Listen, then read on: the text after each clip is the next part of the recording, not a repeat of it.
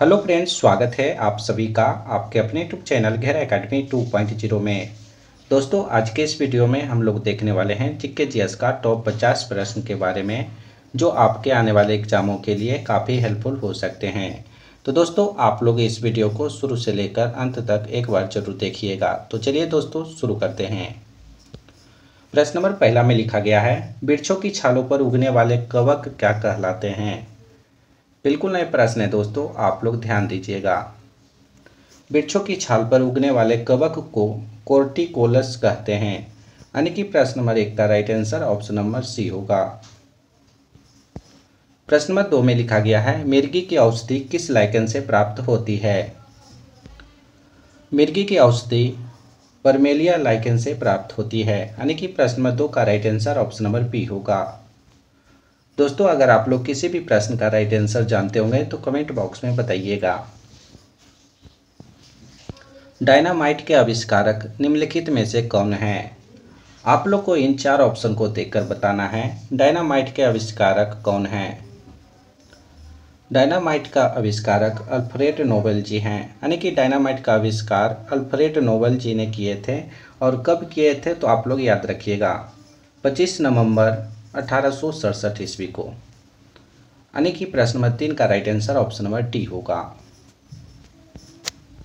प्रश्न नंबर 4 में लिखा गया है, रडार में किस प्रकार की तरंगे होती है। रडार में विद्युत चुंबकीय तरंगे होती है, यानी कि प्रश्न नंबर 4 का right answer option number A होगा। वीडियो पसंद आए तो एक लाइक जरूर कीजिएगा। अगला प्रश्न देखिए, गंगा नदी को बांग्लादेश में किस नाम से जाना जाता है। गंगा नदी को बांग्लादेश में पद्मा के नाम से जाना जाता है। गंगा नदी की कुल लंबाई की बात करें तो इसकी कुल लंबाई 2525 किलोमीटर है। इसे भी आप लोग याद रखिएगा। प्रश्न नंबर 5 का right answer option number B होगा। प्रश्न नंबर 6 में लिखा गया है, नील नदी कहाँ गिरती है। आप लोग को बताना है नील नदी कहाँ जाकर गिरती है। नील नदी भूमध्य सागर में जाकर गिरती है, यानी कि प्रश्न नंबर 6 का right answer option number C होगा। नील नदी की कुल लंबाई की बात करें तो इसकी कुल लंबाई 6650 किलोमीटर है, यानी कि प्रश्न नंबर 6 का right answer option number C होगा। प्रश्न नंबर 7 में लिखा गया है, विश्व की सबसे व्यस्त व्यापारिक नदी कौन सी है। दुनिया की सबसे व्यस्त व्यापारिक नदी राइन नदी है, यानी कि प्रश्न नंबर 7 का right answer option number D होगा। किस महाद्वीप को पठारी महाद्वीप कहते हैं। अफ्रीका महाद्वीप को पठारी महाद्वीप कहते हैं, यानी कि प्रश्न नंबर 8 का right answer option number C होगा। प्रश्न नंबर 9 में लिखा गया है, विश्व का सबसे बड़ा द्वीप कौन सा है। दोस्तों, इस वीडियो में सभी प्रश्न काफ़ी इंपॉर्टेंट है, आप लोग वीडियो को पूरा वॉच कीजिएगा। विश्व का सबसे बड़ा द्वीप ग्रीनलैंड द्वीप है, यानी कि प्रश्न नंबर 9 का right answer option number C होगा। प्रश्न नंबर 10 में लिखा गया है, भारत के किस राज्य को चीनी का कटोरा कहा जाता है। भारत के उत्तर प्रदेश राज्य को चीनी का कटोरा कहा जाता है। प्रश्न नंबर 10 का right answer option number C होगा। बैकग्राउंड वॉइस के लिए माफ़ी चाहता हूं दोस्तों। प्रश्न नंबर 11 में लिखा गया है, भारत के किस राज्य में केवल 2 जिले हैं। भारत के गोवा राज्य में केवल 2 जिले हैं, यानी कि प्रश्न नंबर 11 का right answer option number B होगा। प्रश्न नंबर 12 में लिखा गया है, दिल्ली भारत की राजधानी कब बनी थी। दिल्ली भारत की राजधानी 1911 ईस्वी में बनी थी। 1911 ईस्वी से पहले भारत की राजधानी कोलकाता में थी। प्रश्न नंबर 12 का right answer option number D होगा। जय जवान जय किसान का नारा किसने दिया था। जय जवान जय किसान का नारा लाल बहादुर शास्त्री जी ने दिए थे। प्रश्न नंबर 13 का right answer option number B होगा। प्रश्न नंबर 14 में लिखा गया है, लौह पुरुष किस महापुरुष को कहा जाता है। लौह पुरुष सरदार पटेल जी को कहा जाता है, यानी कि प्रश्न नंबर 14 का right answer option number A होगा। भारतीय वनस्पति सर्वेक्षण का मुख्यालय कहाँ स्थित है। भारतीय वनस्पति सर्वेक्षण का मुख्यालय कोलकाता में स्थित है। इसकी स्थापना 1890 ईस्वी को किया गया था, यानी कि प्रश्न नंबर 15 का right answer option number A होगा। अगला प्रश्न देखिए, HW है इसका सही उत्तर, आप लोग कमेंट बॉक्स में बताइएगा। हड़प्पा सभ्यता की खोज किस वर्ष में हुई थी? हड़प्पा सभ्यता की खोज किस वर्ष में हुई थी? इसका सही उत्तर आप लोग कमेंट बॉक्स में बताइएगा। प्रश्न 16 में लिखा गया है, भारत में सर्वाधिक कॉफी उत्पादक राज्य कौन सा है? भारत में सबसे ज़्यादा कॉफी उत्पादक राज्य कर्नाटक राज्य है, यानी कि प्रश्न नंबर 16 का right answer option number B होगा। भारत का पूर्वी समुद्री तट किस नाम से जाना जाता है? भारत का पूर्वी समुद्री तट कोरोमंडल तट के नाम से जाना जाता है। प्रश्न 17 का right answer option number D होगा। बाबर का मकबरा कहाँ स्थित है? बाबर का मकबरा काबुल में स्थित है, यानी कि प्रश्न 18 का right answer option number B होगा। प्रश्न नंबर 19 में लिखा गया है, चांदी का सर्वाधिक उत्पादक देश कौन सा है? चांदी का सर्वाधिक उत्पादक देश मेक्सिको देश है, यानी कि मेक्सिको देश में सबसे ज़्यादा चांदी उत्पादन होता है।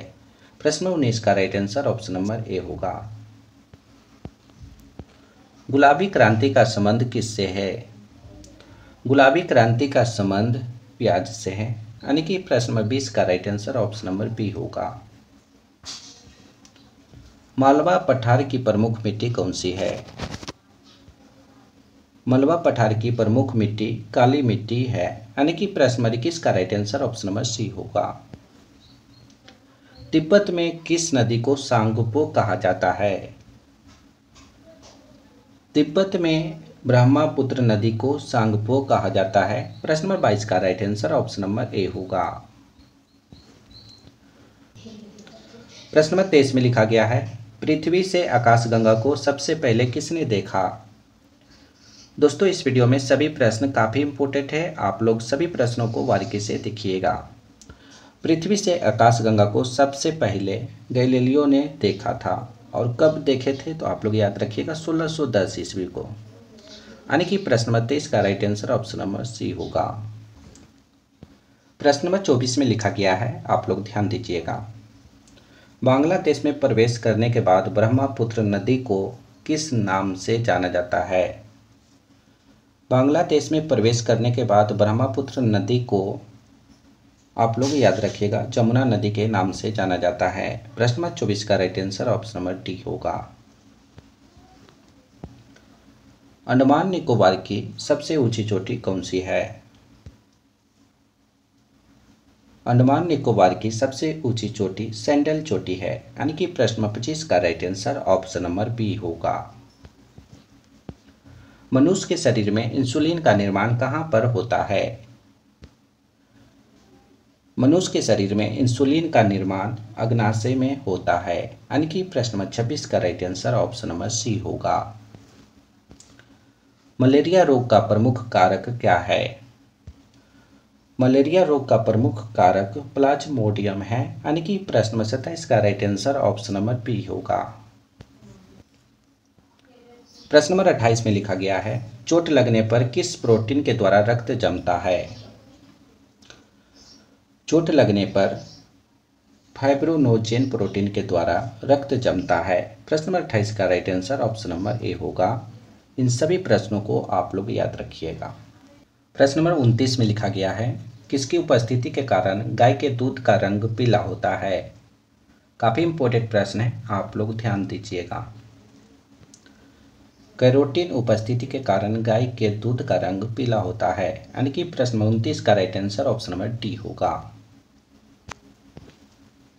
प्रश्न नंबर 30 में लिखा गया है, मनुष्य में रक्तचाप किस ग्रंथि के द्वारा नियंत्रित होता है? मनुष्य में रक्तचाप एड्रिन ग्रंथि के द्वारा नियंत्रित होता है। प्रश्न नंबर 30 का right answer option number A होगा। प्रश्न नंबर 31 में लिखा गया है, प्रतिवर्ती धारा को दृष्टि धारा में किसके द्वारा बदला जाता है? काफ़ी इंपॉर्टेंट प्रश्न है, आप लोग ध्यान दीजिएगा। प्रतिवर्ती धारा को दृष्टि धारा में रेक्टिफायर के द्वारा बदला जाता है। प्रश्न नंबर 31 का right answer option number B होगा। एनीमोमीटर का उपयोग क्या मापने के लिए किया जाता है?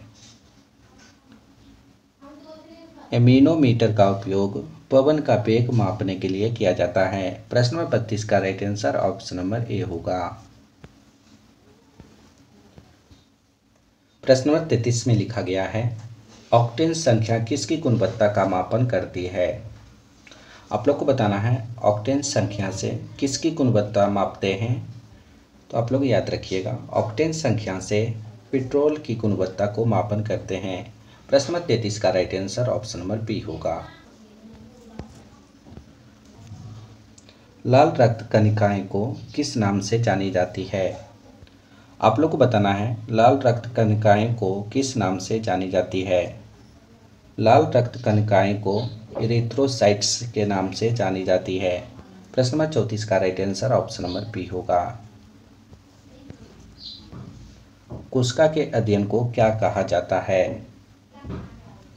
तो दोस्तों आप लोग याद रखिएगा, कोशिका के अध्ययन को साइटोलॉजी कहा जाता है। प्रश्न नंबर 35 का right answer option number B होगा। सबसे छोटी कोशिका कौन सी होती है? आप लोग को बताना है दोस्तों, सबसे छोटी कोशिका का नाम क्या है? सबसे छोटी कोशिका माइकोप्लाज्मा होती है। प्रश्न नंबर 36 का right answer option number B होगा। दोस्तों अभी तक हमारे चैनल को सब्सक्राइब नहीं किए तो चैनल को सब्सक्राइब कीजिएगा और इस वीडियो में एक लाइक करके इसे अपने दोस्तों के पास भी शेयर कीजिएगा, व्हाट्सएप, फेसबुक, इंस्टाग्राम इत्यादि पर। अगला प्रश्न देखिए, सबसे बड़ी कोशिका कौन सी होती है? सबसे बड़ी कोशिका शुतुरमुर्ग का अंडा होता है।